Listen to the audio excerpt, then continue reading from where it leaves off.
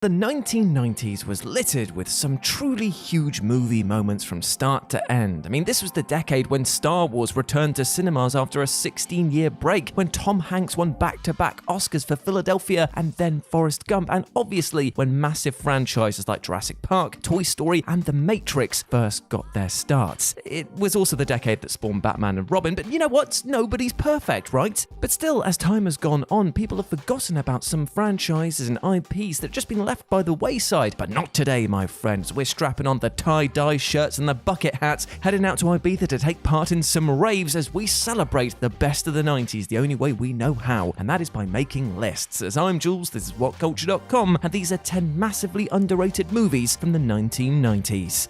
Number 10. Mimic.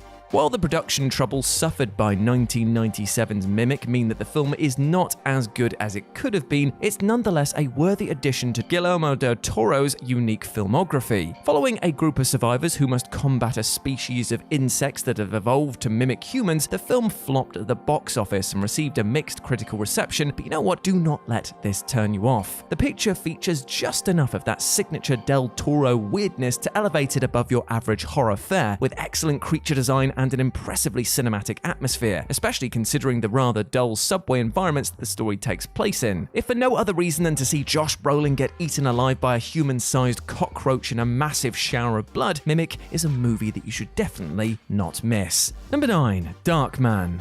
The Tobey Maguire Spider-Man trilogy propelled director Sam Raimi to worldwide acclaim, but that wasn't the first time that he dipped his toes into the superhero pond. Based on an original character created by Raimi after he failed to secure the cinematic rights to Batman and The Shadow, 1990's Darkman isn't a conventional comic book movie by any means. Liam Neeson's title character is less of a stars and stripes hero and more of a deranged vigilante, mercilessly hunting down the crooks responsible for his disfigured appearance. What's awesome about Darkman is that it's very much a Sam Raimi movie. It's gritty and violent, has gory makeup and effects, and packs in tons of those strange camera flourishes that are unmistakably his. There's a beauty in the horror, a fine balance that few directors can successfully pull off. Despite the insane popularity of superhero movies these days, Darkman is rarely discussed amongst movie fans of the genre. A cruel twist considering that Raimi is one of the filmmakers who helped usher in the popularity of this genre in the first place. Definitely go check out the original, but please, for the love of God, ignore the direct-to-video sequels. Number 8. Heavenly Creatures. Believe it or not, but Peter Jackson did actually make movies before Lord of the Rings, and some pretty good ones at that. His 1994 thriller Heavenly Creatures stars a fresh-faced Kate Winslet in her feature debut, and tells the real-life story of the 1954 Parker Hume murder case in which two teenage girls formed a plan to kill one of their mothers. At face value, it sounds like it's going to be one of those straightforward thrillers that we've all seen 1,000 times, but because Jackson is obviously a fantasy lover at heart, he infuses the movie with some refreshing touches, like a sequence in which Pauline, one of the girls, imagines herself in an alternate world in order to escape the boredom of having sex with a boy. It is very, very weird, but somehow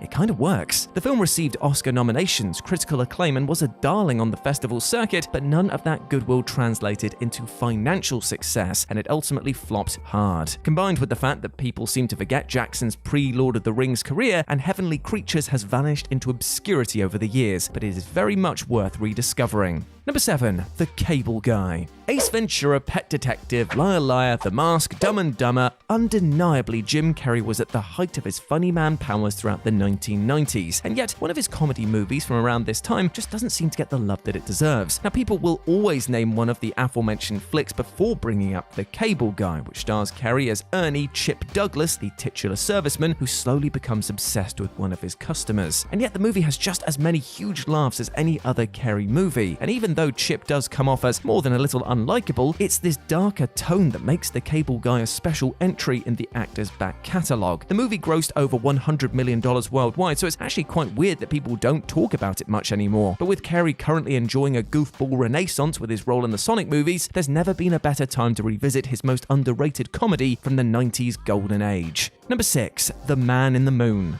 Another feature debut for an Oscar-winning actress, 1991's The Man in the Moon was Reese Witherspoon's first big screen outing, and she got off to one hell of a start. The final film, directed by Robert Mulligan, the man behind the 1962 classic To Kill a Mockingbird, The Man in the Moon is a touching coming-of-age story about two sisters competing for the affection of a handsome young man who happens to live next door. Now, admittedly, the story does hit most of the beats that you would expect from this type of movie, but the predictability of the film is a minor quibble when compared to its superb performances, perfectly balanced tone, and beautiful rural setting, photographed with great precision by legendary cinematographer Freddie Francis. Witherspoon went on to do much bigger and arguably better things, so it's somewhat understandable that a small movie like this would fade into the depths of her IMDb page. However, this is a movie that was praised as one of the best of the year by renowned film critics, so it's absolutely worth seeking out.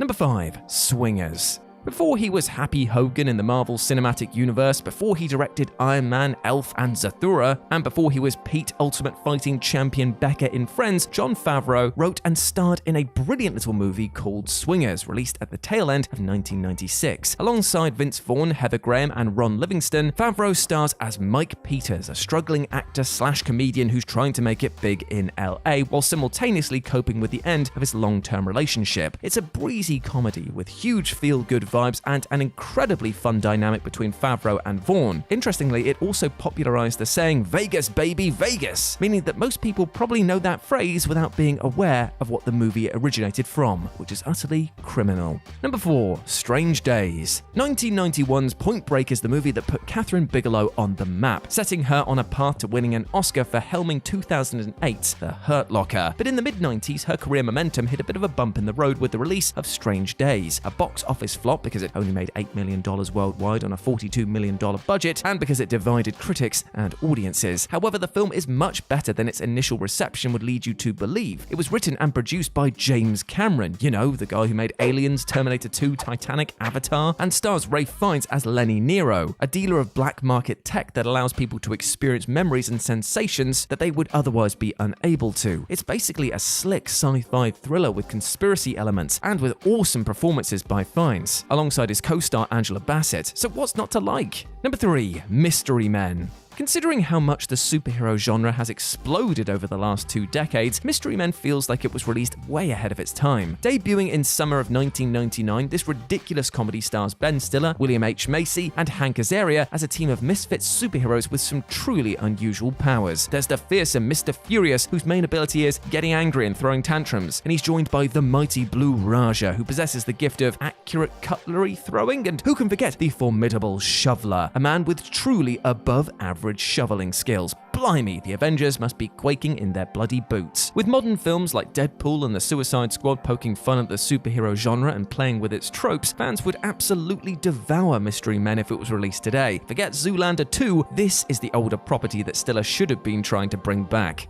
Number 2. Toy Soldiers. Is it any surprise that a movie from the writer of Jurassic Park, Mission Impossible, Panic Room, and Spider-Man is pretty damn entertaining? 1991's Toy Soldiers is one of the earliest flicks on Lord of the Rings star Sean Astin's filmography, revolving around a group of delinquent teenagers who chose to fight back against a gang of terrorists who've taken over their school. It's the machine gun-wielding Astin who steals the entire movie, with the young actor displaying the determination and spirit that made him such a great fit for Samwise Gamgee. He also gets to spit in the terrorist sandwiches when he brings them lunch, so there's extra bonus points for that as well. Now, there are obvious shades of Die Hard and Home Alone incorporated into the plot here, and while Toy Soldiers is neither as good nor as beloved as those two classics, it's a confidently made action thriller that takes a silly premise and treats it with a surprising amount of seriousness that leads to a highly enjoyable end product. And number 1, Gattaca. Original sci-fi movies are a rare thing these days, and when we do get them, there's a high chance that unfortunately they'll bomb. I mean, see Ad Astra, Midnight Special, and Captive States as an example for this. And this is exactly what happened to 1997's Gattaca, which only recouped about a third of its $36 million production budget. Nobody went to see it at the time, but thankfully, over the last 2 decades, admiration for this film has continued to grow. That said, it still isn't as widely known as it deserves to be, and so I have this to say to you: go and bloody watch this film. Ethan Hawke and Uma Thurman lead this heady sci-fi flick, which was produced by Danny DeVito of all people. Hawke's character is Vincent Freeman, a man who lives in a futuristic society where children are created via genetic manipulation. These children are considered valids, while those that are conceived naturally are thought of as inferior and are forced into mundane jobs. It's a fascinating movie that explores some big topics through a sci-fi lens, supported by one of the best performances of Hawke's career, and it's capped off with an ending that will stick with you for a long, long time.